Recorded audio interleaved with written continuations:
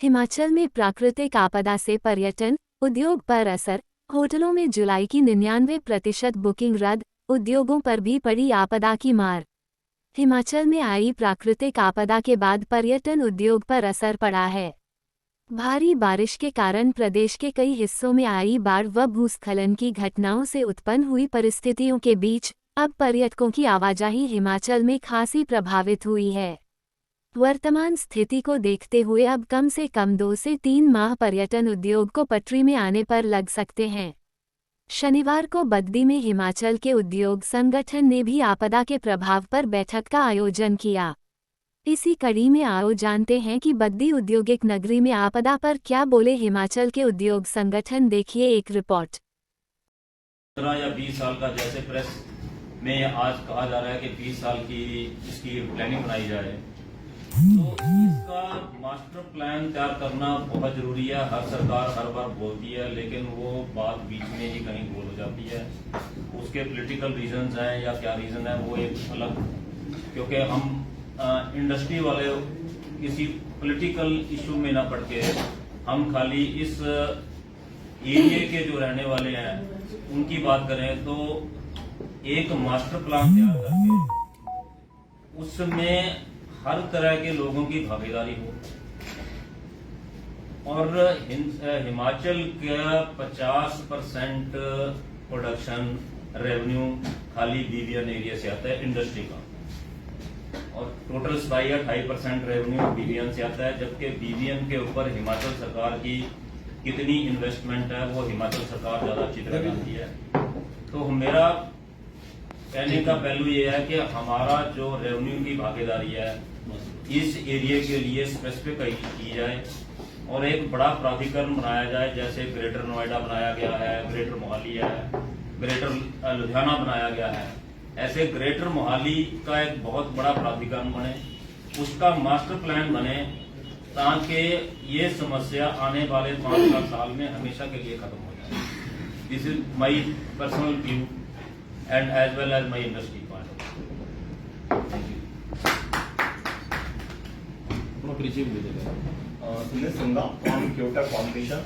मैं सभी जितने भी हमारे पत्रकार बंधु बैठे हैं, भाईचारा बैठे हैं, तो मैं सभी का यहाँ पे बुलाया और थैंक्स करता हूँ। और जो अभी हमारी श्रुति सिंगला जी ने बताया है कि जो आफत आई है, मतलब अपना ये पूरे हिमाचल के साथ पूरे इंडिया में इसका इम्पैक्ट पड़ा है और बहुत जगह में बाढ़ भी आई है। जो बद्दी बीबीएन एरिया है वो इंडस्ट्री के लिए जाना जाता है, इसमें कोई शक नहीं है। पर सबसे बड़ी जो प्रॉब्लम है कि हम कहीं ना कहीं कुदरत के साथ खिलवाड़ कर रहे हैं। जैसे हमारा जो पहाड़ है उनको हम जहाँ पे नहीं काटने चाहिए वहां पे पहाड़ों को काटा जा रहा है, और प्रॉपर वे से जो प्लांटेशन है वो प्रॉपर वे से नहीं हो रहे हैं। वो भी एक कहीं ना कहीं ये आफत का बहुत बड़ा रीजन है। और जो बद्दी के बीच में जो आज की डेट में 2000 से ज्यादा इंडस्ट्रीज है बीबीएन में, जिसके बीच में फार्मा का सबसे ज्यादा 500 से 600 जो मतलब है रेवेन्यू जो जाता है वो फार्मा से जाता है। और पूरे एशिया में फार्मा के मतलब 60-70% जो इंडस्ट्रीज है वो यहाँ से खपत होती है। अभी जो ये कुदरती आफत आई है इसके साथ साथ जो अपना नालागढ़ है, नालागढ़ की तरफ से जो भरतगढ़ की तरफ से है वो पुल का कनेक्शन बिल्कुल टूट गया है। और साथ में लक्कड़ डिपो वाला है वो वहां पे भी बहुत ज्यादा क्रिटिकल प्रॉब्लम्स हैं। और पुल में बहुत ज्यादा मड़ा वाला पुल भी है जो बिल्कुल खत्म फिनिश हो गया है। ये इसका जो सबसे बड़ा मेन रीजन है कि हमारी जितनी भी सरकार, जो हम 20 साल से हम बद्दी में रह रहे हैं, पर वो जो फैसिलिटीज मिलनी चाहिए वो फैसिलिटीज नहीं है। ये तो कुदरती आफत है, ना तो यहाँ पे हॉस्पिटलाइज अभी तक गवर्नमेंट की तरफ से अवेलेबिलिटी कोई है और ना ही स्कूल कोई अच्छे हैं। इसके कारण 80 से 90% जो लोग हैं यहाँ से पंचकूला या जीरकपुर या उन्नैक्स नियर बाय अपना रुख इख्तियार कर गए हैं। ये हमें सभी को मतलब एस टाइम चाहे सरकार को रिक्वेस्ट करनी पड़ेगी, चाहे किसी को भी साथ, क्योंकि कोई भी इंडस्ट्रियलिस्ट हमेशा ये चाहता है कि कहीं भी किसी को कोई आफत ना आए, कोई भी किसी को कोई प्रॉब्लम ना आए। अपना उनका सबसे ज्यादा सहयोग रहता है। ये सरकार के साथ मिलते सभी इंडस्ट्री, हमेशा सरकार कोई भी सरकार होती है तो उनका हमेशा साथ रहता है और मिलजुल के काम करते हैं। पर ये आफत को निपटने के लिए हमें सरकार का सहयोग पूरा मिलना चाहिए, जिसके कारण जो आने वाले फ्यूचर में बहुत लोग हैं, जैसे अभी बहुत ट्रांसपोर्टेशन कंप्लीट बंद है लास्ट हफ्ते से, ना कोई माल आ रहा है ना कोई माल जा रहा है। इसके कारण जो अभी मैं 2-3 दिन पहले न्यूज़पेपर में पढ़ रहा था कि दिल्ली का 40 करोड़ का मतलब यहाँ से उत्पादन होता है। अभी हफ्ते में आप देख लो कि मल्टीप्लाई करके देख लो कितना उत्पादन का लॉस है, कितना रेवेन्यू का लॉस है, कितना गवर्नमेंट को लॉस है। इसके लिए हमें सभी को मतलब जो भी है यही सरकार को विनती करनी चाहिए कि जो भी अपना जितनी हमारी ये आफत कुदरती आ रही है उसके लिए हमारी क्या प्लानिंग है और आगे हम फ्यूचर में ये आफत से मतलब कैसे बच सकते हैं। यही मैं आपको मतलब अपने जो पक्ष है वो मैं रख रहा हूँ। बाकी थैंक्स करिए। अब मेरा आग्रह है श्रीमान संजय बत्रा जी से कि वो अपना वक्तव्य दें। नमस्कार, मैं संजय बत्रा लघु उद्योग भारती से जुड़ा हुआ हूँ बहुत साल से।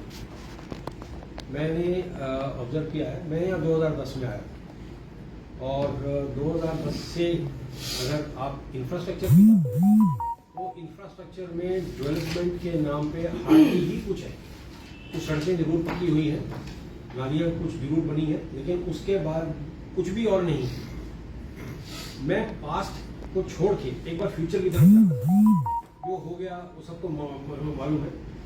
हम ये कोशिश करें कि इसको आने वाले समय में कैसे सुधारें, क्योंकि ये सब हम जानते हैं कि हिमाचल प्रदेश के लिए बद्दी गोटीवाला बीबीएन एरिया एक मेजर रेवेन्यू जनरेटर एरिया है। सारी जनरेशन यहाँ से होती है। हर एक पूरे विश्व में आज बद्दी गोटीवाला का नाम है। सब जानते हैं हिमाचल मतलब बद्दी गोटीवाला। हिमाचल अगर कहीं और जगह से बोलते हैं तो शायद इतनी पहचान नहीं आती। अगर हम आज मैं कहीं भी जाता हूँ, बॉम्बे जाता हूँ, अहमदाबाद जाता हूँ, मैं बोलता हूँ मैं बद्दी से हूँ, तो ऐसे करके देखते हैं अरे बद्दी से है, अच्छा बहुत अच्छा। तो इसका मतलब एक रिकग्निशन हमारी ऑलरेडी इंडिया में है और बाहर भी। उस रिकग्निशन को कायम रखने के लिए, उस रिकग्निशन को बनाए रखने के लिए ये बहुत जरूरी है कि हमारा इंफ्रास्ट्रक्चर बहुत ज्यादा मजबूत है। मुझे अच्छे से मालूम है कि बीबीएन ने एक पूरा डीपीआर बनवाई थी आज से तकरीबन 20 साल पहले। उसकी कॉपी मेरे पास है, जिसमें पूरा बीबीएन की डेवलपमेंट का एक प्लान था। अगर हम सही मायने में देखें तो उस पर हार्डली 5% भी काम नहीं हुआ। आज पब्लिक, हम इन्वेस्टर्स, क्या ये पब्लिक से पूछ सकते हैं या सरकारों से पूछ सकते हैं कि हमारा इन्वेस्ट किया हुआ पैसे की रिटर्न हमें क्यों नहीं मिल रही? क्यों, कौन जिम्मेवार है? बेशक सरकार कोई भी हो, लेकिन हमारे को हमारी इन्वेस्टमेंट यहाँ इंडस्ट्री लगाने के लिए जो सुविधाएं चाहिए, जो सुविधाएं चाहिए वो हमको हर हाल में मिलनी चाहिए। ये हमारा राइट है। मेरा सिर्फ सबसे एक ही निवेदन है कि किसी भी प्लेटफॉर्म पे हो, हम इकट्ठे हुए, हम एक साथ जुड़े और एक रिप्रेजेंटेशन हम चाहें तो किसी भी लेवल पे, सीएम लेवल पे, पीएम लेवल पे, कहीं भी एक रिप्रेजेंटेशन जरूर बनाए और उसको दें, क्योंकि ये हमारे भविष्य, हमारे आने वाली जनरेशन के भविष्य का सवाल है। हमने तो जहां तक थी वो गुजार दी, लेकिन आगे अगर इसी तरीके से चलते रहा तो आगे दिक्कतें और बढ़ने वाली है, कम नहीं होने वाली, क्योंकि पॉपुलेशन बढ़ रही है, कंपटीशन बढ़ रहा है। और अगर आज हमारे प्रधानमंत्री जी ये बात कर रहे हैं कि हम वर्ल्ड मैप पे अपनी जगह बनाएंगे, तो उस वर्ल्ड मैप पे जगह बनाने के लिए हमारे को ये मिनिमम सुविधाएं हर हाल में चाहिए। अगर ये नहीं है तो हम आगे प्रोग्रेस नहीं कर सकते। बहुत धन्यवाद, थैंक यू सो मच। अब मेरा आग्रह है संजीव कौशल जी से, जो व्यापार मंडल के जिला अध्यक्ष हैं, वो बात बताएं। नमस्कार। पहले तो जो आज की परिस्थिति है मैं उस पर थोड़ा सा बोलना चाहूँगा। जो यहाँ पे आपका आई है उसमें प्राकृतिक का तो चलो उस पर तो कोई जोर नहीं है, लेकिन कहीं ना कहीं हमारे जो नेता हैं और जो हमारे अधिकारी हैं उनका भी बहुत बड़ा इसमें कारण है। क्योंकि हर बार जब बरसात में नुकसान होता है तो कहते हैं कि यहाँ पे काम होना था। अगर पहले ही सभी जो पानी है नदियों का उसको सभी पिलर्स में समान रूप से निकाला जाता और उसको किया जाता, खनन बिल्कुल पुल के नजदीक होती है, उसको रोका जाता अवैज्ञानिक तरीके से होती है, जिससे कि नदियां तो रही नहीं, वो सारी नहरें बन गई। नदी में तो मिट्टी कभी नहीं होती, रेत और बजरी होती है, लेकिन यहाँ तो मिट्टी नजर आ गई। तो इसके लिए कुछ चंद लोग लालच की वजह से अपने आप को अपनी तिजोरियां भरने के लिए सबका नुकसान कर रहे हैं। मेरी तो सरकार से है कि आज 2000 करोड़ का जैसे इंडस्ट्री को रेवेन्यू का नुकसान हुआ है, तो उस हिसाब से इन्होंने 2000 करोड़ तो कमा नहीं लिया। सरकार ही इन भूखे लोगों को कुछ दे दे कि इसमें से ले लो, इनको चलने दो, लोगों की समस्या करने दो मैनिंग वाले पर, लेकिन कोई नहीं सुनता। बड़ी बड़ी मशीनें लगा करके धरती का जो सीना है छलनी किया जा रहा है, ये सबसे बड़ा दुर्भाग्यपूर्ण बात है। इसके लिए अगर आपने आगे के लिए कोई इंफ्रास्ट्रक्चर बनाना, पहले इन जो हमारी कमी है, लीकेज है, उसको रोकना पड़ेगा, जिस वजह से ये बार बार नुकसान हो रहा है।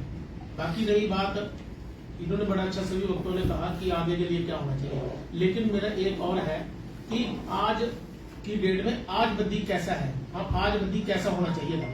जैसे यहाँ से रेवेन्यू आ रहा है, इतनी इंडस्ट्री आई है, बड़े अच्छे बुद्धिजीवी लोग यहाँ और भी आए हैं, पढ़े लिखे हैं, सब कुछ इनकी जो सोच है अच्छी है, लेकिन कुछ चंद लोगों ने अतिक्रमण के लिए पूरा जोर लगा रखा है। अब बद्दी की जीवन रेखा कही जाने वाली साई रोड पर रेडी फड़ियों ने कब्जा, पहले जो नगर परिषद बना रखा था फुटपाथ उस पे था, अब नीचे भी लगा ली रेडियां। अगर उसके लिए किसी को बोलते हैं तो कोई सुनता नहीं, ना तो अधिकारी पुलिस वाले ना कुछ। पहले पुरानी सब्जी मंडी को जाते इंडस्ट्री का जो है वो है एरिया, उसमें भी नगर परिषद की पर्ची कट रही है। साई रोड पे जो तय जारी का टेंडर है उसमें बिल्कुल क्लियर कंडीशन है कि स्टेट हाईवे, नेशनल हाईवे और साई रोड पे तय जारी नहीं हो सकती बाहर, लेकिन वहां सबसे ज्यादा अतिक्रमण हो रहा है। उसके लिए बोलते हैं पुलिस की जो पेट्रोलिंग है वो करती रहती है, कोई गाड़ी किसी ने खड़ी कर दी 2 मिनट के लिए, उसका चलान उसी टाइम फोटोज खींच के कर देते हैं, लेकिन रेडी फड़ी वालों को हटाते हैं। या तो इसमें क्या कारण है, या तो किसी का बड़ा प्रभाव है, या जब तक ये चीजें हम नहीं रोकेंगे, जब हमारी सोच बड़ी नहीं होगी, तब तक ऐसा कुछ नहीं होगा। जो बड़े अधिकारी हैं उनको, जो उनके छोटे अधिकारी जाते हैं फील्ड में, उनसे पूछना चाहिए क्यों नहीं हट रहे। मेरे कोई जानकार का है जो गगन हॉस्पिटल के, उसको कोई था बीमार, वो वहां जाता है, उसके 3 दिन में 4 दिन में लगातार 4 चालान काट दिए, जबकि रेडियां जहां उसकी पार्किंग है वहां रेडियां लगी हुई है। तो इन चीजों को कैसे हटाएंगे? अगर हमने अभी 2 मिनट पड़े हैं, अगर हमने आगे के लिए सोचना विषय के लिए, तो इसके लिए सबको अपनी सोच बड़ी करनी चाहिए। सरकारों को इसको भी, जो हमारे प्रतिनिधि उनको भी आगे आना चाहिए कि इसके लिए लोगों को जागरूक करें और अधिकारियों को आदेश करें कि ऐसी बात ना हो। बाकी अगर आप जितना मर्जी डेवलपमेंट कर लो, अगर आप सारी रोड को चौड़ा करके बीच में बना देते हो डिवाइडर, तो लोग उसमें भी रेडियां लगा लेंगे, बढ़िया लगा लेंगे, तो ये कभी रुकने वाला नहीं है। इसके लिए जो लोग हैं इंडस्ट्री वाले, उनको उनकी भागीदारी सुनिश्चित करके उनको साथ लेकर के मिलकर के एक ऐसा मास्टर प्लान तैयार किया जाए जिससे बद्दी में आगे के लिए बद्दी का नाम रोशन हो और अच्छा लगे लोग जो आए। मैं तो इंडस्ट्री वालों से पूछना चाहता हूँ कि इनका परिवार कभी बद्दी आने को खुश होता है जो चंडीगढ़ में रहते हैं? वो कहते हैं नहीं पापा हम नहीं जाएंगे वहां, तो बड़ी राश है, बद्दी बेकार है। अगर अच्छा हो तो लोग क्यों नहीं आएंगे? तो सिर्फ बदल के बेचारे सुबह आते हैं, शाम को उनको मजबूरी में आना होता है, और ये भी नहीं पता होता, फोन करते हैं ना कि पार्टी में जाना है, मैं 5 बजे निकल रहा हूँ, 8 बजे तक बद्दी बैरली तक नहीं पहुंच पाते। तो ये थोड़ा सा सभी जो यहाँ पे अधिकारी आते हैं वो ये सोच ले गए कि बद्दी को हमने कमाई का जरिया नहीं बनाना, इसको हमें सुंदर बनाना है और यहाँ लोगों की सहायता करनी है। धन्यवाद संजय जी। अब मेरा आग्रह है कुलवीर जम्वाल जी से, वो दिल्ली विधानसभा के नव निर्वाचित है, सब लोग बधाई देने वाले उनको बधाई।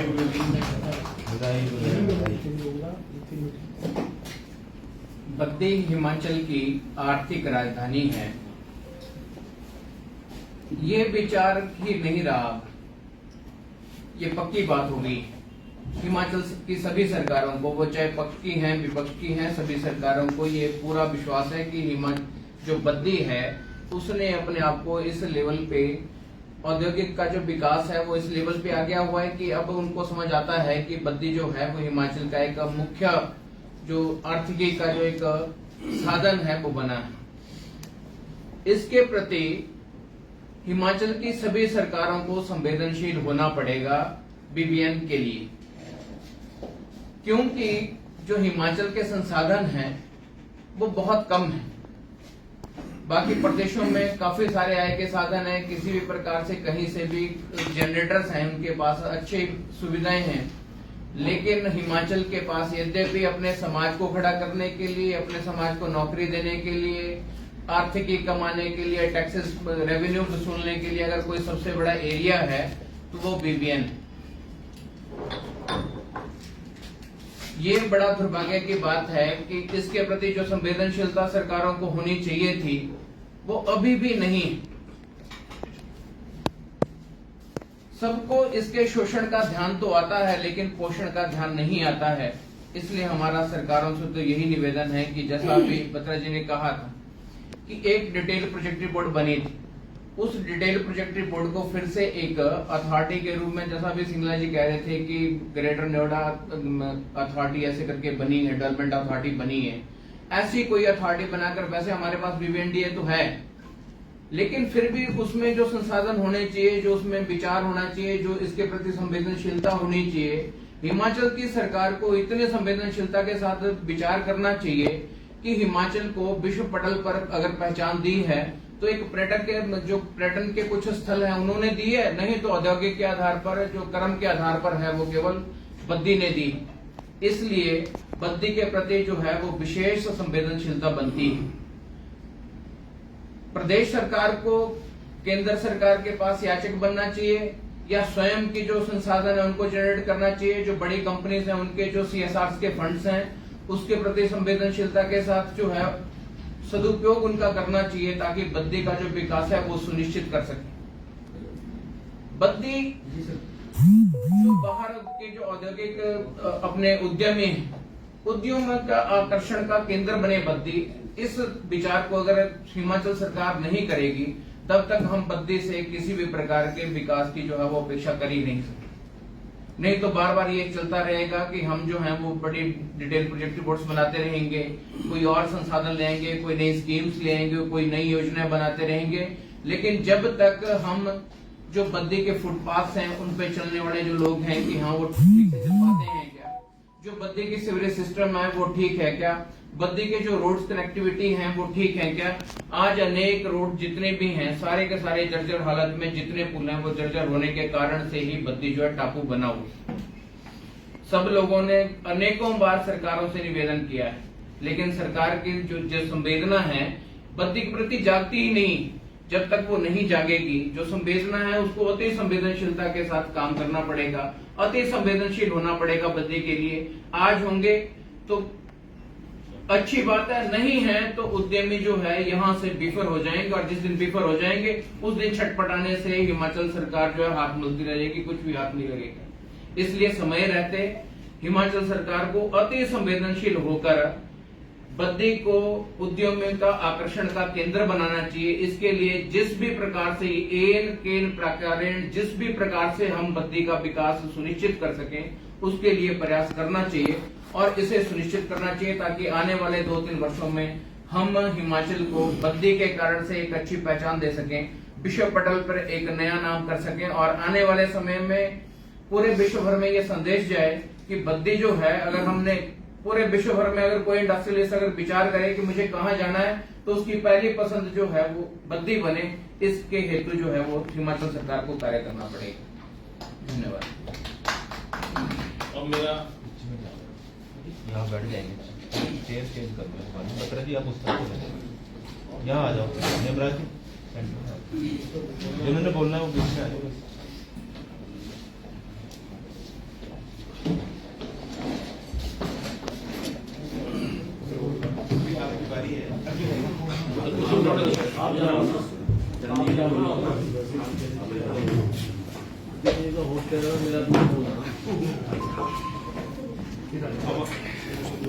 आग्रह है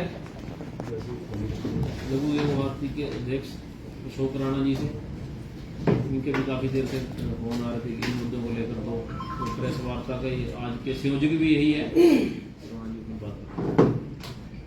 मेरा नाम अशोक राणा है, लघु उद्योग भारती का बद्दी का अध्यक्ष हूँ। हमारे 7-8 भाई यहाँ पर अपने विचार रखने के लिए आए हुए हैं, पर कुछ बातें रिपीट ना हो इसलिए मैं संक्षिप्त में नहीं आऊँगा, पॉइंट वाइज कहूँगा। छोटी सी रूपरेखा, विस्तार नहीं करूँगा उसका। 2003 में बद्दी, पहले भी उद्योग बद्दी में थे, पर 2003 में जब ये पैकेज आया तब किसी ने कुछ नहीं सोचा, जहाँ उद्योग लगाना था वहाँ लगाते गए। रेवेन्यू आ रहा था, इंडस्ट्री को भी बेनिफिट था। आज का जमाना कंपटीशन का जमाना है। 2010 में पैकेज खत्म हुआ, किसी भी सरकार ने कोई सुध बुध नहीं ली, कच्ची सड़कें थी, सब कुछ था, उद्योग तक पहुंचा नहीं जाता था। आज भी वही हाल है। उस टाइम तो इसलिए कंप्रोमाइज हुआ क्योंकि इंडस्ट्री को बेनिफिट था पैकेज का। अब कुछ भी सुविधाएं नहीं है, कंपटीशन का जमाना है, यहाँ से काफी उद्योग पलायन कर चुके हैं, जिसकी लिस्ट मेरे पास है, सर्जिक नहीं करूंगा क्योंकि उससे बड़ा बवाल खड़ा हो जाएगा। काफी उद्योग पलायन की तैयारी कर रहे हैं, उसकी भी लिस्ट मेरे पास है, जो जा रहे हैं, तैयारी की है जिन्होंने जाने की, क्योंकि पैकेज खत्म हो गया है। उत्तराखंड में बहुत अच्छा उद्योग के लिए उन्होंने सहूलतें दी हैं, चौड़ी सड़कें हैं, सीवरेज है, लाइटिंग है, बहुत है, और पैकेज उन्होंने दिए हैं, तो लोग यहाँ से वहां पलायन कर रहे हैं। उसके बाद पहाड़ी क्षेत्र होने के लिए जम्मू में भी 100 इंडस्ट्री ने वहां पर रजिस्ट्रेशन कराई है। मैं 2 बार चेक वहां पर जाकर आया हूँ, वहां पर प्रशासनिक अधिकारियों से भी मिला, कहते बद्दी से बहुत से फार्मा और लोगों ने रजिस्ट्रेशन कराई है। उसका कारण ये है कि जो पैकेज यहाँ था सेम पैकेज वहां मिल गया। तो यहाँ हिमाचल को आज का गवर्नमेंट को भी ये बहुत बड़ा चैलेंज है। गवर्नमेंट के लिए उद्योगों को लाना, कंपटीशन का जमाना है। हमारे पिछली गवर्नमेंट के भी जो सीएम पद के अधिकारी हैं, फॉर्म जाके लोगों को आकर्षित कर रहे थे कि हिमाचल आओ, और अब भी हमारे उद्योग मंत्री 2-4 दिन पहले विशाखापट्टनम होकर आए कि यहाँ आओ। जो यहाँ पर बसे हुए हैं उनके लिए गवर्नमेंट क्या कर रही है? मंत्रियों के कहने से कोई उद्योग नहीं आएगा, क्योंकि वो राजनीति करते हैं। राजनीति सीमित होती है क्योंकि उनको राजनीति ही आती है, ना उनको उद्योगों के बारे में पता होता है ना कुछ है। जो उनके काम है वो ठीक से नहीं कर पाते थे। उद्योगों के बारे में उनको पता ही नहीं कि उद्योग क्या है और ये कैसे चलते हैं, इनकी क्या प्रॉब्लम होती है। एक उद्योगपति 18 घंटे काम करता है, 6 घंटे सोता है, नींद में भी सपने उसको उद्योग की आते हैं, क्योंकि उसने पूरी उम्र की पूंजी के अलावा बैंकों से 3 टाइम लोन बैंक से लिया होता है। जैसे हमने 1 करोड़ लोन लेना है तो 75 लाख बैंक देता, 25 डालते हैं। ओवरबर्डन है। 4 दिन से 5 दिन से हमारे उद्योगों में माल नहीं आया है। क्या किसी गवर्नमेंट को सुध बुध है कि फैक्ट्रियां चलेंगी 4 दिन में? गवर्नमेंट को लॉस है इसका। हमारी 4 दिन 6 दिन 10 दिन बिजली बंद रहेगी तो इंडस्ट्री ही है जो उद्योगों को टाइम से पैसे देती है। अदरवाइज और महंगे रेट में 6 रुपए के करीब यूनिट पड़ता, सारे टैक्स जोड़ के। दूसरे स्टेट वाले 6-6 साल पैसे नहीं देते, उनका कंट्रोल से चली है। मैं मुद्दों को बीच में जो आ रहा है उसको लेके पीछे बैक में आ रहा हूँ करके। यहाँ से 6 दिन टैक्स नहीं गया, 400 करोड़ पर डे यहाँ का सेल है। 10 दिन की कितनी होगी? 1200 करोड़ के करीब, 1200 करोड़, 12,000 करोड़ आपकी महीने की होगी। एक महीने का इम्पैक्ट करने पर जो 2400-2200 करोड़ टैक्स आना था, 50% यहाँ ना देना, 900-1,000 करोड़ तो हिमाचल को वहां होगी। जो पुल बने हुए हैं, ये आज मैंने पढ़ा पेपर में, 45 साल पहले शांता जी ने बनाया था। उसके बाद मेरे को यहाँ पर 2005 से मैं बद्दी में हूँ। ये पुल को मैं हर रोज देखता था कि गवर्नमेंट कब इसकी साइड वाली पिलर करेगी, कोई गाड़ी टकराने से ठीक होता है, कब नीचे से करेगी। ठीक तो क्या करने, यहाँ पर उसका बेस को मजबूत करना था। वहीं से ही ये मिट्टी हटती गई और यही कारण हुआ कि पुल जितने भी थे देख रेख तो की नहीं, उल्टा यहाँ से खनन हुआ। क्या हुआ? खनन नहीं भी होता तो 45 साल पहले वाली चीन है, भौगोलिक परिस्थिति से उसकी देखरेख ना की जाए तो धरती के नीचे पानी होता है, तय होती है कहाँ क्या है। तो जब बरसात आती है पानी नीचे रिश्ता है तो पिलर नीचे जाती है। आज तक किसी भी गवर्नमेंट ने उसके बारे में नहीं सोचा। बद्दी को और क्या लगा था, ये बद्दी से आपको टैक्स जनरेशन होती है, एम्प्लॉयमेंट देते हैं, जो हिमाचल को चैलेंज है, क्योंकि 11 में 68 लाख पॉपुलेशन थी, आज की डेट में कोई 76-78 लाख की होगी। जो गवर्नमेंट कहती है 8 लाख बेरोजगार लोग हैं, इस गवर्नमेंट ने कहा 5 लाख लोगों को रोजगार देंगे, जबकि डाटा है 12-13 करोड़ लोग बेरोजगार हैं। जब ऐसे उद्योग यहाँ से पलायन होंगे, गवर्नमेंट के पास तो पैसा नहीं है उन लोगों को सैलरी देने के लिए। सैलरी कहाँ से आएगी? रेवेन्यू से। रेवेन्यू कहाँ से आएगा? इंडस्ट्री से। आप ये कुछ सिटी जो 8-10 को छोड़ के, बद्दी सबसे बड़ा हब है, इससे हट के छोड़ के देखो 12-12 किलोमीटर के दूर एक घर और एक किराने की दुकान है, जो शेर ही दिन की 600 रुपये करता है, उससे टैक्स क्या आएगा? वो टैक्स ही नहीं भरता है। जहां का टैक्स आ रहा है जिस जगह से, किसी भी गवर्नमेंट ने, 4 गवर्नमेंट चेंज हुई है, 2003 के बाद बीजेपी के बाद कांग्रेस के बाद बीजेपी, फिर कांग्रेस, फिर से कांग्रेस आई है दूसरी तीसरी टेन्योर में। किसी भी गवर्नमेंट ने आज तक नहीं सोचा। आप ये देखो, किसी भी सिटी को स्मार्ट बनाने के लिए क्या चाहिए होता है, उसमें लाइफ लाइन होती है रोड। रोडों का हाल आपने देखा हुआ है। कई लोग तो यहाँ नहीं आते जिनकी एज अबव 60 है, क्योंकि कई लोग मेरे हैं, अगर चाहिए तो डाटा भी दे दूंगा कुछ दिनों में, किन किन की ड्यूटी के लिए वो चंडीगढ़ बैठे और अभी भी हैं, आते नहीं ड्यू टू बद्दी के रोड में खड्डे होने के कारण, इलाज चल रहा है उनका। तो इस वजह से पहली जो लाइफ लाइन है, रोड इनसे नहीं दे पाई तो और क्या चाहिए? रोड होती है, उसके बाद में वहां पर स्वच्छता के लिए सीवरेज लाइन होती है, लाइटिंग होनी चाहिए, उसके बाद में प्रशासनिक का काम होता है अच्छा आश्वासन देना, जो प्रशासन भय मुक्त। हिमाचल में क्यों उद्योग आ रहे हैं? क्योंकि यहाँ पर इजी टू अप्रोच है हर किसी को मंत्री को मिलना, पर इजी टू अप्रोच मिलने से कुछ नहीं होगा जब तक वो धरातल में काम नहीं करेंगे। आप सीएम जी को मिलके आगे, बड़ी बात नहीं है। धरातल में क्या काम हुआ? उन्होंने सड़कों का 20 साल से हाल यही है, कुछ नहीं हुआ। अब मेरे को लगता है 1-2 दिन में फिर लेटर आना शुरू हो जाएगा कि भाई साहब CSR में फंड दे दो, और मेरे को लगता है आ भी गया होगा कि आपको मुख्यमंत्री राहत कोष में दो। इंडस्ट्री बंद पड़ी है, इंस्टॉलमेंट देने के लिए पैसे नहीं है। MNC को नहीं बोलता, मैं लघु उद्योग से बिलोंग करता हूं, मैं उसके बारे में बता सकता हूं। सबसे ज्यादा रोजगार देने वाला लघु उद्योग ही है, जहां पर हिमाचल की प्रॉब्लम को वही सोल्व कर रहा है। बड़ी फैक्ट्रियों तो मशीनें लगी हैं, वहां पर 500 लोग लगे हैं, वहां पर 12 लोग करके वो मशीनों को ऑपरेट कर रहे हैं। हमारी इंडस्ट्री में टर्नओवर भी के हिसाब से हमारे एम्प्लॉयमेंट जो है वो बहुत ज्यादा होता है। एक MNC के हिसाब से कंपेरिजन करें तो बहुत लघु उद्योग बहुत रोजगार देता है। इलेक्ट्रिसिटी हमारे उद्योगों में ज्यादा लगती है, क्योंकि मशीनों के साथ से मैनुअल काम करती हैं, तो उसमें वो होता है। गवर्नमेंट क्या आज तक सोचा किसने लघु उद्योगों को कि सस्ती इलेक्ट्रिसिटी दें या कुछ दें, फैसिलिटी दें? जगह की कमी होने के कारण यहाँ पर उद्योग आएंगे कि जो है उनको बसा ले, वही बड़ी बात है। अब इसमें जैसे कहा, एक गवर्नमेंट को चाहिए कि बद्दी को लेके एक ऐसी प्लानिंग की जाए कि इसमें जैसे लोग यहाँ रहना शुरू करें, जिससे गवर्नमेंट को रेवेन्यू हो, यहाँ पर लोगों का इंटरेस्ट बने। यहाँ के मैनेजर भी चले जाते हैं बाहर, तो वो जब मशीनों में फॉल्ट आता है तो वो ठीक करने के लिए इतनी दूर से आते हैं, तब तक प्रोडक्शन नहीं होती, उसका गवर्नमेंट को लॉस है। क्योंकि हम सेल नहीं करेंगे तो टैक्स कहाँ से आएगा? इलेक्ट्रिसिटी लगेगी, वर्कर वेले बैठेंगे उतना टाइम। तो मेरा सुझाव ये है कि गवर्नमेंट A हो, B हो, C हो, उद्योगपति किसी गवर्नमेंट का नहीं होता, ना किसी पार्टी से होता है। विचारधारा एक होती है, हम उद्यमी हैं, व्यापारी हैं। हमारा समाज को सबसे ज्यादा कंट्रीब्यूशन होता है। कोई भी सरकारी ऑफिसर का भी कोई कंट्रीब्यूशन अपनी सैलरी से नहीं देता है। हमारी बड़ी फैक्ट्रियां CSR के तहत देती हैं। हम जो नहीं आते हैं लघु उद्यमी, अपनी जो सैलरी होती है, हमने कभी भी समाज में, पता करो किसी पंचायत प्रधान ने मिलजुल के 2-4 उद्योग वहां पर सामाजिक कार्य करते हैं, कभी मना नहीं किया। आगे भी मैं आश्वासन देता हूं, गवर्नमेंट हमारे बारे में सोचे। जैसा कि लोग यहाँ आना चाहते हैं, लाभों से कुछ नहीं होगा कि आप आओ, लोग यहाँ आना चाहते हैं क्योंकि यहाँ पर इजी और अच्छा माहौल है। तो उसके साथ साथ उद्योगों को जब तक सुविधाएं नहीं मिलेगी तब तक उद्योग यहाँ नहीं आएंगे। चाहे आप जर्मनी जाओ, चाहे अमेरिका जाओ, आप उद्योगपतियों को अच्छी सुविधाएं दें, आपकी वो ही मार्केटिंग करें और उद्योगों को यहाँ लाएं, ताकि हिमाचल में जो हमारे CM साहब ने 5 लाख रोजगार देने की बात की है, उद्योग लगेंगे, उससे रोजगार भी मिलेगा, उससे रेवेन्यू भी आएगा, उससे सब कुछ ठीक रहेगा। इलेक्ट्रिसिटी बाहर राज्य को नहीं बेचनी पड़ेगी।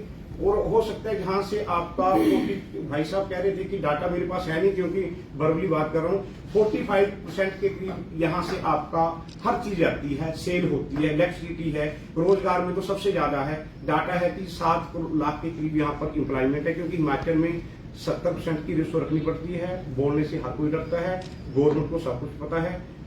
टोटली 8 लाख, और फिर तो अगर सारे 70% रखने तो सारे हिमाचल के लोग इंडस्ट्री में समा जाएंगे। बेरोजगार है कौन? आज की डेट में आप किसी को बोलो कि बेरोजगार है तो उसको हमारे पास दो, हम उसको अपनी फैक्ट्री में काम देंगे। काम कोई करना चाहता नहीं है। तो बात यह है कि सुविधाएं देंगी गवर्नमेंट तो उनके सारे काम होंगे, अदरवाइज जैसे चलता रहा वैसे चलता रहेगा तो बद्दी के हालात जैसे कि उससे बदतर ही होते जाएंगे। क्योंकि डे बाय डे कंपटीशन का जमाना है, पत्रकारिता में भी कंपटीशन का जमाना है। आप माइंड मत करना, हर चीज में, राजनीति में भी है। एक नेता खड़ा होता है तो उसको, नेता क्या होता था, आगे डिस्कशन में जा रहा हूँ कि पहले लोग कहते थे कि हमारा नेता राणा जी हैं, ठीक है जी, राणा जी कहते भाई साहब मैं नहीं बनूंगा। आज की डेट में क्या हुआ है कि जो बंदा खड़ा होता है कहता तू मेरे खड़ा होगा तो तेरी टांग तोड़ दूंगा। ये राजनीति कहाँ की रहती है? क्यों राजनीति में लोग आना चाहते हैं? राजनीति में क्यों आना चाहते हैं? हर किसी को पता है कि क्यों आना चाहते हैं। अच्छे लोगों को चुनो जो कि समाज का कार्य करें, ठीक है जी।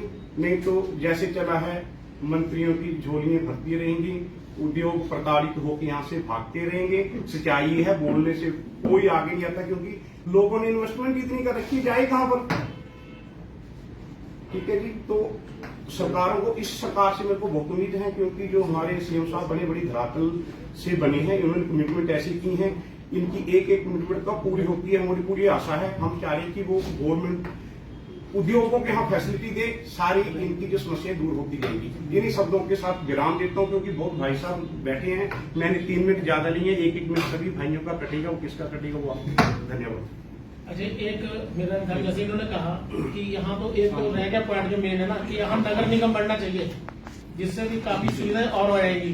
क्योंकि नगर परिषद के बस की बात नहीं रही, नगर निगम जिसमें सारे एरिया जाए डेवलपमेंट हो जो हमने कहा कि ग्रेटर जैसे मोहालिया जो- ग्रेटर जो- नोएडा BBN और बद्दी का पूरा जो अथॉरिटी है ना जी हमारी, वो भी क्या है देखो।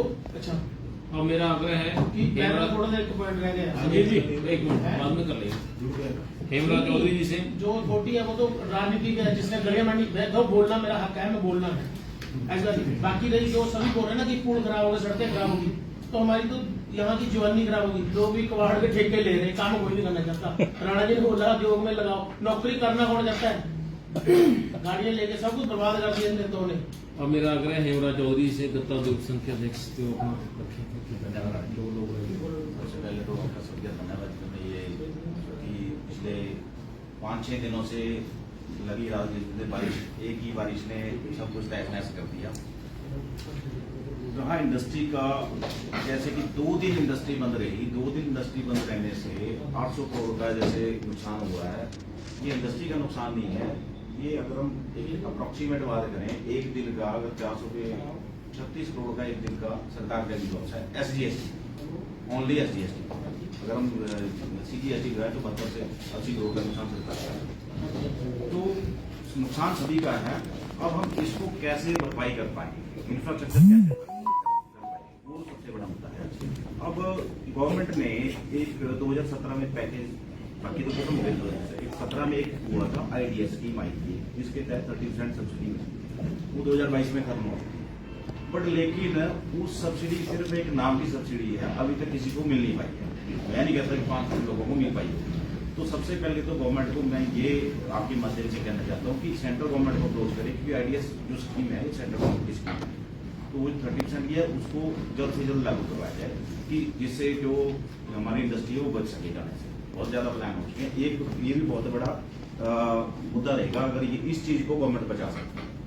नंबर 2, पहले भी हमारी इस मुद्दे बात हुई थी, अगर किसी की इंडस्ट्री 25 लाख की है या 25 करोड़ की है या 250 करोड़ की है, जो IDS है ऑन द इलेक्ट्रिसिटी, वो सबके लिए वही है। 100 किलोवाट तक 250 है IDS चार्जेस, डिमांड चार्जेस है।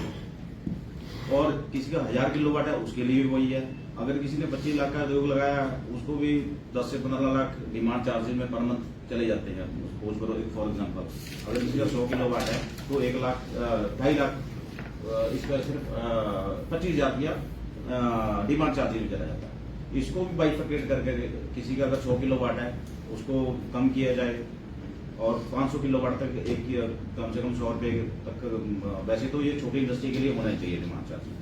नंबर 2, नंबर 3, अभी जैसे गवर्नमेंट ने अब जैसे रोड बन रहे हैं, मैं अपने ही मैं बिलोंग करता हूँ मजरा, वहाँ पे इंडस्ट्री काफी है। अभी सरकार थोड़े दिन पहले 10 दिन पहले एक रोड बना, वो विद इन वीक वो रोड टूट गया। कारण क्या था कि रोड जब बना दिया, एक दिन में रोड बना के चले गए, उसके साथ में नाला नहीं बनाया गया। और ऐतिहासिक है, उड़ाराम जी जानते हैं, बैठे हैं वैसा, कि उसके साथ में ही वो विद इन वीक वो रोड टूट गया। तो जब भी कोई रोड बनाए तो पूरा प्लानिंग के साथ उसके साथ नाला निकाला जाए। ये मेरे 2-3 मुद्दे हैं, बाकी सब भाइयों ने बोला, सबकी सेम प्रॉब्लम है। तो आपके माध्यम से मेरी गवर्नमेंट को भी ये रिक्वेस्ट है कि प्लीज बद्दी की जो इंडस्ट्री है उसके ऊपर ध्यान दिया जाए। जो रेवेन्यू 40% यहाँ से जाता है 50%, उसका कम से कम ज्यादा तो 20% यहाँ लगना चाहिए। हमारी यही मांग है। और मेरा आग्रह है अजय चौहान जी से।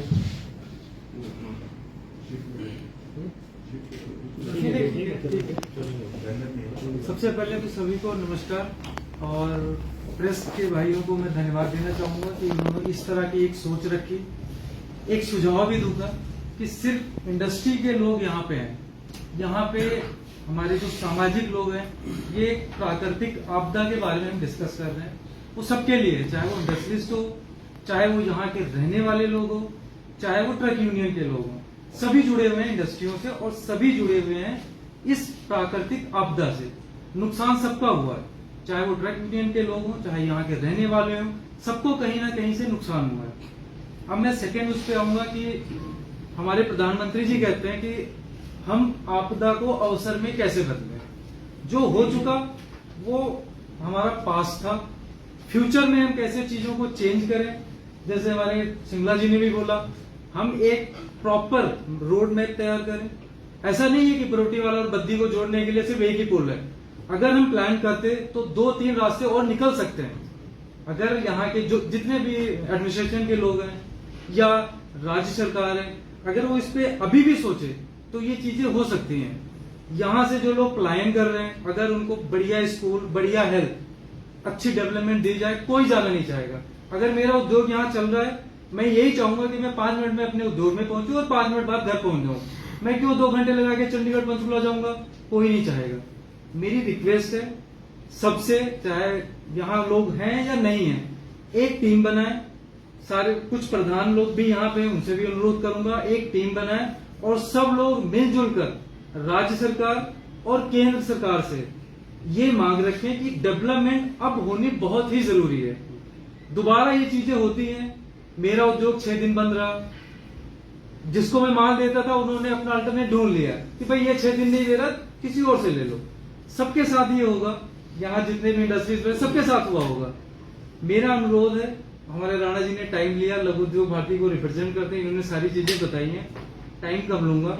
सिर्फ अनुरोध करूंगा कि एक बार और सबको बुलाया जाए और प्रॉपर रोड मैप बना के राज्य सरकार और केंद्र सरकार को भेजा जाए। धन्यवाद। अब मेरा आग्रह है FII के अध्यक्ष किरणजीत ठाकुर जी से।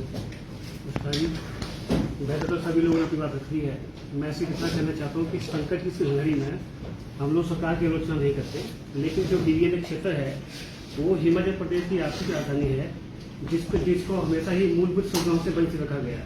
तो मेरा वर्तमान सरकार से अनुरोध है कि आगे भविष्य के लिए ऐसी कठोर योजनाएं बनाई जाए ताकि इस तरह की दिक्कतें द्वारा ना हो और हमारे उद्योग, हमारी जनता जो है सुचारू रूप से यहाँ पे काम कर सके। धन्यवाद।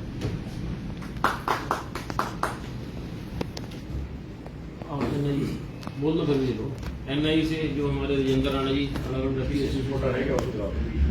दो।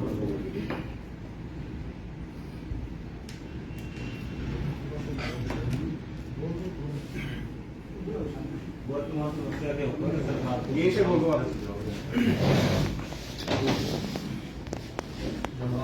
मैं नामानी उद्योग संघ से फूड सेक्रेटरी में उसमें काम करता हूँ। तो अभी जो प्रॉब्लम हुई है, हमने जो गवर्नमेंट को जो टेकअप किया है, लेटर्स लिखे हैं और जो भी हुआ है उसमें हम सभी जो है साथ मिलके जो है काम करें तो वो ज़्यादा अच्छा है।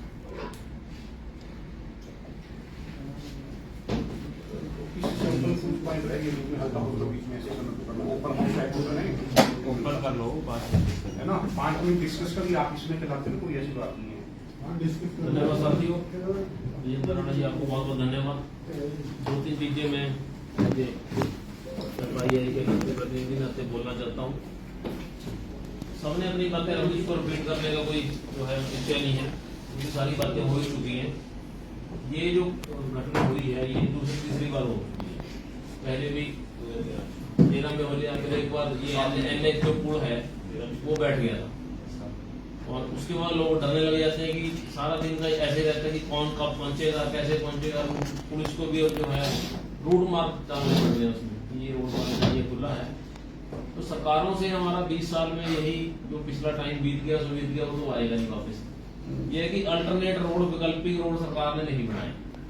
जैसे मैं 2-3 सड़कों के बारे में बात करूंगा, जैसे हमारा कंटेनर डिपो रोड है, ये 60 फुट चौड़ा रोड है, लेकिन ये एक टाइम था जब ये जगह दिखाने को मिला। अगर ये आज होता तो लोग कम से कम इस बीच के जो नुकसान हुआ उससे बच जाते।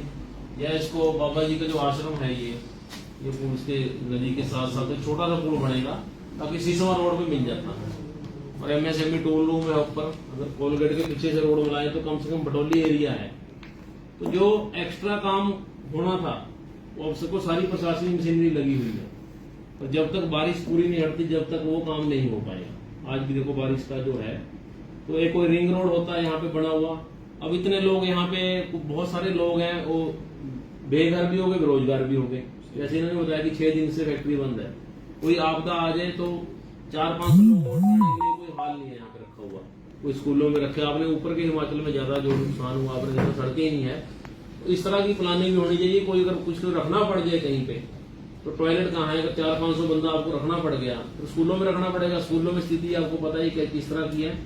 और आज की जो प्रेस वार्ता था इसका एक ही उद्देश्य था, जो ज्वाइंटली रखी है, सभी एसोसिएशन बार बार बोल रही थी कि अपना अपना पक्ष रख रही थी, तो हमने इनसे आग्रह किया था कि आप एक ज्वाइंट प्रेस कॉन्फ्रेंस कर लो, बजाय हर एसोसिएशन चाहती है कि मेरा भी कुछ पक्ष छपे या हम भी कहीं, वो उनकी एक मजबूरी भी होती है कि ठीक है हम भी एक्टिव है, काम कर रहे हैं। तो सारी एसोसिएशन जो हिमाचल की आप यहाँ आए, आप अपनी बात रखी, हमारी कोशिश है इसको सरकार तक भी पहुंचाएंगे। वैसे लाइव भी इसमें काफी आ गया है और सरकार को भी आज की प्रेस कॉन्फ्रेंस से काफी फीडबैक मिल जाएगी कि हालात उस तरह के नहीं है जिस तरह हम सोच रहे हैं इंडस्ट्री में। अब जो प्रदेश सरकार के चाहे मंत्री या मुख्यमंत्री या उद्योगपतियों की आस थी कि कोई यहाँ हमारे पास भी आ जाए, ये भी मर्म था कि ठीक है ऊपरी हिमाचल ही सारा नहीं है, जो इंडस्ट्री बेल्ट है, पर्यटन है और हमारे पास उद्योग है, दो ही चीजें हैं हिमाचल के पास जो हमारे पास है सीखने को। जैसा अशोक जी ने कहा कि लड़के जो है काम नहीं करना चाहते, तो ऐसा भी नहीं है, काम करेंगे, लेकिन वो सरकार उनको उस हिसाब से तैयार भी करवाएगी। आपने देखो सरकारी नौकरी तो मिलेगी जब मिलेगी, प्राइवेट के लिए जब तक तैयारी करो करना भी चाहिए काम। तो हालात इस तरह के हैं। आशा है कि जो आपने ये ज्वाइंटली प्रेस कॉन्फ्रेंस की है वो एक सरकार की आंखें भी खोलेगी। और दूसरा मेरा ये कहना है कि जो सेंट्रल गवर्नमेंट है वो लगातार में 9 साल से तो मोदी सरकार ही है, उनका भी इस एरिया को संरक्षण संवर्धन करने में इस तरह का जो हाल नहीं रहा कि कोई चीज हम जैसे सेंटर है, 2 यहाँ पे स्टेटों का झगड़ा है, हरियाणा 8-9 साल से काम नहीं करता, आप देख रहे हो बद्दी बजौर जो रोज आते हैं। तो सेंटर कोई कमेटी बनाए, कोई ज्वाइंट पूल बनना है, कुछ और है, सेंटर उसमें देखेंगे सेंटर से फंड मिल जाए, इंडस्ट्री का उनका बोझ कम कर रहे हैं। अगर हम रोजगार यहाँ दे रहे हैं तो सेंट्रल गवर्नमेंट को इनिशिएट उसमें लेना चाहिए। हमारे अनुराग ठाकुर जी केंद्रीय मंत्री नड्डा जी हैं, आज उनका सब कुछ बर्दाश्त प्राप्त है सरकारों में, तो वो भी एक चीज देखें, उनकी स्टेट है, उनके नाते बोल रहा हूँ मैं, कहीं कोई कॉमन पूल बनना है, कोई बड़ी चीज बननी है, बजट होना भी चाहिए। अकेले स्टेट के सारे जैसे सिंगला जी ने बोला हम नहीं जीत सकते, हिमाचल के पास इतने साधन संसाधन नहीं है, हमें सेंटर के साथ चलना ही पड़ेगा। और सेंटर की भी जिम्मेदारी है कि इंडस्ट्री को यहाँ रोकते हैं। अब जम्मू चले जाएंगे, अगर हिमाचल के उद्योगपति बीबीएन के जम्मू चले गए, बात तो वही रही ना, फिर उनकी तो फैक्ट्री लग जाएगी, या वो यूपी चले गए, लेकिन हिमाचल को तो घाटा पड़ जाता है। 1-2 इंडस्ट्री भी बंद होगी अगर यहाँ पे, बहुत सारा गांव ही गांव उजड़ जाता है। आपने देखा हो कमरे खाली होने लग जाते हैं, किसी गांव में एक फैक्ट्री होती है बड़ी, अगर वो बंद होगी तो मैं ग्वाड़खाई गया, मैं भीड़ बजाता रहता हूँ, वहाँ सब कुछ लगो साफ है। हरोली में मैं गया, पीछे से बहुत सारी इंडस्ट्री बिक चुकी है, चाहे बैंक से वो हो चुकी है। तो अगर हम मिलकर सब बचाएंगे तो इतनी ही बात है। अगर किसी ने अब कुछ बोलना, प्रेस कॉन्फ्रेंस जो है लीगली जो है नहीं, अभी भी ऑनलाइन रखो आप, इसमें क्या है आधारित तौर पे जो किसी ने कुछ और एक ऐसे सबने अपनी अपनी बात रखी। मेरे पत्रकार बंधु जो लेट आए थे, जो योगराज भाटिया जी हमारे साथ आए हैं ट्रिब्यून से, पोलाराम चौधरी थोड़ा लेट हो गए जाम में, और उधर शांति गौतम जी। किसी प्रेस के बंधु ने कोई सवाल पूछना हो, अब सेशन है तो पूछे, और उसके बाद वोट ऑफ थैंक्स करें, फिर उसके बाद लंच करें। कोई प्रेस से पूछना चाहते हो अभी कोई भी किसी से कोई क्वेश्चन कुछ नहीं। इंडस्ट्री के लिए क्या राहत मांगते हैं प्रदेश सरकार? राहत तो इंडस्ट्री से है कि एक तो यहाँ तो सुविधाएं दें, सड़क की सुविधाएं पहले होनी चाहिए, उसके बाद लाइटिंग नहीं है, जैसे राणा जी कल गए थे तो परमिट बड़ी आपदा से आपदा के हिसाब से। अभी देखो जी 4-5 दिन हो गए, कल हमारी मीटिंग थी, जो एनएच के नाम नहीं आ रहा मेरे को, पुनिया जी आई थी, उनकी पूरी टीम आई थी, उनके सामने हमने अपना बयान रखा कि हमें क्या प्रॉब्लम है। तो उन्होंने हमें आश्वासन दिया कि जो हो गया वो 2-3 दिन पानी का फ्लो ज्यादा था, पर आपका काम ना हम हो, इसके लिए हम 2-3 दिन में वैकल्पिक पुल बना के यहाँ का सुचारू रूप से ट्रैफिक कर देंगे। और जो पुल टूटे उनको तो 10-12 दिन, 15 दिन या 30 दिन लगेंगे, वो लगाएंगे। दिसंबर तक जितने भी पिंजौर से लेकर यहाँ तक पुल है, उनका जो दूसरे नए पुल बन रहे हैं, उसको बनाने के लिए वो मार्च अप्रैल मई का टाइम दे रहे थे। हमने उनको रिक्वेस्ट की कि इसको भी जल्दी से आप कर दें, ताकि कभी ऐसी व्यक्ति द्वारा आए तो वो पुल हमारा साथ दे। इमीडिएटली सर, अभी इंडस्ट्री को जो प्रॉब्लम आ रही है इनवर्ड और आउटवर्ड, क्योंकि ना रॉ मटेरियल आ पा रहा है और ना फिनिश गुड यहाँ से जा पा रहा है, वो इंडस्ट्री के लिए बहुत बड़ा चैलेंज है। किसी भी इंडस्ट्री के पास इतना मटेरियल नहीं होता कि वो 10 दिन 15 दिन का मटेरियल होल्ड कर सके। उसका मटेरियल आता है, माल बनाता है, चला जाता है। अब इंडस्ट्री के लिए समस्या ये खड़ी हो गई है, रॉ मटेरियल आ नहीं रहा, फिनिश गुड जा नहीं रहा, उसको मजबूरन अपनी इंडस्ट्री के अंदर शटडाउन लेना पड़ रहा है। BBNI सबसे बड़ी एसोसिएशन है, उनकी तरफ से कोई बयान इस तरह की तरफ नहीं है। उन्होंने सर बयान कल एक चोर के लिए उनका बयान आया है, राहत के लिए इतनी बड़ी एसोसिएशन है, राहत के लिए जो छोटे भी हैं उनके लिए उनका योगदान क्या रहा है? क्या जैसे राहत पहल चली है प्रशासन की तरफ से, उनके साथ सर उन्होंने काम करता है या नहीं करता है? उनके साथ सब मीटिंग में मैं बीबीआई ने भी ज्वाइंट सेक्रेटरी जो पिछला था अब ये उसमें हमने टाइम टू टाइम प्रशासन के साथ मीटिंग की है। उसी का नतीजा है जो आपको ये काम जो है जल्दी में होते मिल रहे हैं। आपने देखा होगा कि रूटीन में कितना जाम लगता था, सारे पुल टूटने के बावजूद पुलिस के साथ सहयोग से समय तो लगा, पीछे 5 लाइनें लगी होती है संगरोली के पास, उन्होंने ऐसी व्यवस्था की थी पुलिस प्रशासन ने कि जाम नहीं लगने दिया। मैं पुल के ऊपर था, वहां से 4 मिनट में यहाँ पहुंच गया। वो ये था कि मेरे टाइमर आया, क्योंकि सिंगल लाइन आ जाती है पुल के पास था, तो उसके साथ सहयोग करके प्रशासन के साथ भी कि इन पुलों को, फिर NH जो आए थे उनके साथ भी कि पुलों को जल्दी से रेडी करें, ताकि जैसे सिंगला जी ने कहा हमारा माल आ नहीं रहा है सर, सारे पुल टूट चुके हैं जो बद्दी को आने वाले हैं। आप चाहे बालक पुल लगाओ या लक्कड़ पुल लगाओ, वो भी टूट चुका है। वहां से घूम के आएंगे तो यहाँ नहीं आ पाएंगे, तो वो 4-5 दिन से आ रही है। ये BBNA का प्लेटफॉर्म था जिसके बीच में ये 2 और 3 दिन में आपको सारी ट्रैफिक यहाँ पर माल भी आना शुरू हो जाएगा, मिलेगी उससे। उन्होंने बहुत अच्छा काम किया है। कल भी मीटिंग रखी थी सर उन्होंने, काफी पुलों को मैंने राणा जी से भी चर्चा की इसमें कि आप ये इसको उनसे बातें करके इसको लोगों तक पहुंचाएं कि 2 दिन के बीच में ये सारे पुल, ये पुल तो टाइम लगेगा बनने के लिए, ये जो अपना बालक पुल है इसको तो वैकल्पिक मार्ग ही तैयार होंगे, ये इसको तो चला रहे हैं सर, क्योंकि इसका नंगा हो गया। एक पुल के अलावा जो पूरा रोड डाला रखने के बाद रोड पूरा डूब चुका है, इसके ऊपर भी जल्द से जल्द टेयरिंग होनी चाहिए आज को, क्योंकि अगर हम नेशनल हाईवे के भरोसे रहें तो पता नहीं कब तक बनेगा, क्योंकि इसको भी जल्द से जल्द ही करवाए, पूरा रोड टूट चुका है। नेशनल हाईवे को सर 2024 में रेडी होगा, क्योंकि ड्यू टू बारिश काम सारे रुक गए। आपने देखा होगा मशीनरी बैग है, पर आप अभी जाके देखो वहां पर ये पुराने पुल को भी रिपेयर करना अक्कल आ गई है सभी को, कि जो नवा बना रहे हैं वो भी नीचे से ना खुद उसके बीच में डाल रहे हैं। आप अभी जाके देखो जेसीबी लगी हुई है, पुराने वाले पुल को कल परसों से स्टार्ट कर देंगे ये। बाकी जितने भी पुल हैं हमारा माल आना 2-3 दिन में शुरू हो जाएगा वहां से, और निकलना भी शुरू हो जाएगा, क्योंकि दूसरे पुलों को ये बैकअप स्टार्ट कर देंगे। ठीक है, जब मैं कोलाराम जी के प्रश्न पे आपके माध्यम से निवेदन करना चाहता हूँ BBNA, जो आपने कोलाराम जी पूछा कि BBNA के क्या अपेक्षा है या उनका क्या इनिशिएट है, तो मैं निवेदन करना चाहूंगा आपके माध्यम से BBNA को कि BBNA का जो है वो सरकार पर विशेष प्रभाव है। बाकी जो सारे लघु उद्योग हैं उनकी बात जो है सरकार नगण्य रूप से सुनती है। मैं विरोध नहीं कर रहा किसी भी प्रकार से, लेकिन निवेदन करना चाहता हूं सरकार से भी और BBNA से कि आपका जो इनिशिएटिव है वो इतना बड़ा होना चाहिए कि वो लघु उद्योगों के हितों की बात भी करे, अपनों की तो करते ही हैं वो, लेकिन लघु उद्योगों के हितों की बात भी करे, और इस एरिया के विकास की बात जब वो लोग इनिशिएट करेंगे तो मुझे लगता है हम इस बात को प्रभावी तरीके से कर पाएंगे, और जो रिजल्ट्स हैं वो मुझे लगता है अर्ली रिजल्ट्स जो हम अपने को मिलेंगे। नहीं तो हम केवल बातें करते रहेंगे, अगले 5 वर्षों के बाद भी हम इसी हॉल में बैठे होंगे अगर ये रहा होगा तो, मतलब नहीं तो इतनी संवेदनशीलता जो एक शब्द में बार प्रयोग कर रहा हूँ, इतनी संवेदनशीलता के साथ काम करने को होने को है कि अगर इंडस्ट्रियल जो एसोसिएशन हैं, जैसे अभी अशोक राणा जी ने कहा कि एक बहुत बड़ी लिस्ट जो है वो केवल हमारे पास उद्योगों की संख्या केवल कागजों में है, अगर हम प्रत्यक्ष रूप से देखेंगे कि वास्तव में उद्योग है या नहीं, किसी को चलो उद्योग होगा भी, लेकिन उसमें जो मैन पावर थी उस मैन पावर की संख्या में कितनी कमी आई है, अगर हम उन सब चीजों को एनालाइज करेंगे तो हम पाएंगे कि हम तो 100% से 30% पे आके खड़े हो गए। इसका मतलब हमारा जो रेवेन्यू जनरेट हो रहा है वो 30% हो रहा है। तो इन सारी बातों के ऊपर बड़ी संवेदनशीलता के साथ काम करने वाली बात है। और एक जो बात यहाँ बार बार देखने को मिलता है वो है केवल जो इनिशिएट करने वाले जो लोग हैं BBNA के लिए वो बहुत कम लोग।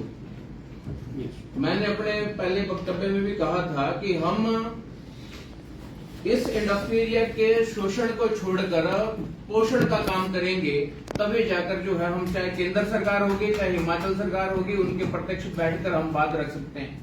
यद्यपि आज हम इकट्ठे होकर 2 मिनट के लिए मिलते हैं तो प्रत्येक उद्योगपति को अपनी अपनी मुश्किलें हैं, लेकिन वो कह ही नहीं पाता।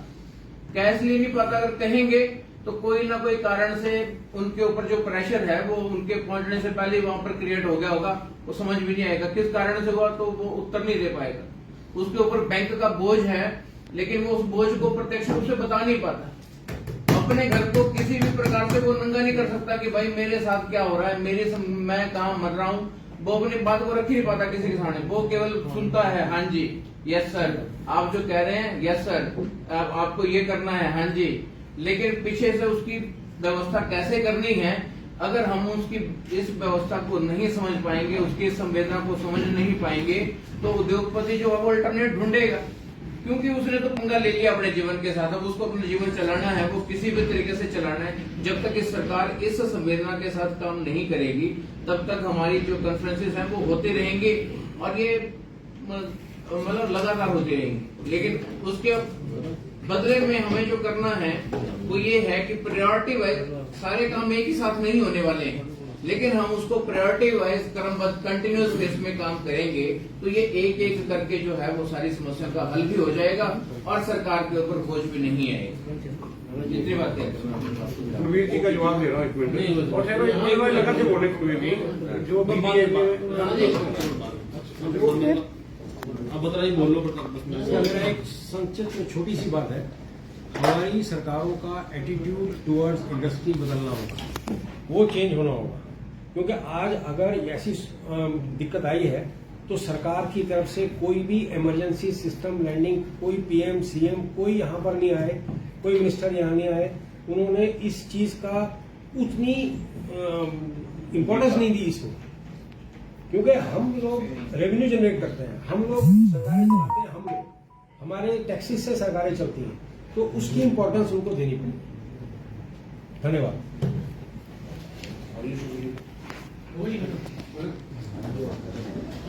प्रेस कॉन्फ्रेंस जो है होने वाली इससे पहले एक ना बहुत पहले जब दुबल जी मुख्यमंत्री थे, एक्सप्रेस हाईवे बनना था लालडू से लेकर अब जो बद्दी कोटला नाला, उसका भी जैसे आपने बोला केंद्रीय मंत्री, आप तो राणा जी दिल्ली बैठे हैं, आप तो बात कर सकते हैं, आप क्यों नहीं जाते नड्डा जी से? राणा जी को ऑफिस नहीं मिला वहाँ पर, ऑफिस नाम भी मिला, राणा तो है, राणा बस राणा कहीं भी जा सकता है। कभी जहाँ कभी भी नहीं पहुंचता वहाँ राणा पहुंचता है। सबसे आग्रह है कि अब जो है सबके लिए भोजन की व्यवस्था है, एक थोड़ी ग्रुप फोटो जो आज की एसोसिएशन में ले लेंगे, क्योंकि थोड़ा चौड़ी है, 4 लोग आगे बैठ जाएंगे, पीछे खड़े हो जाएंगे जो वरिष्ठ लोग हैं। उसके बाद अनवर जी को बाइट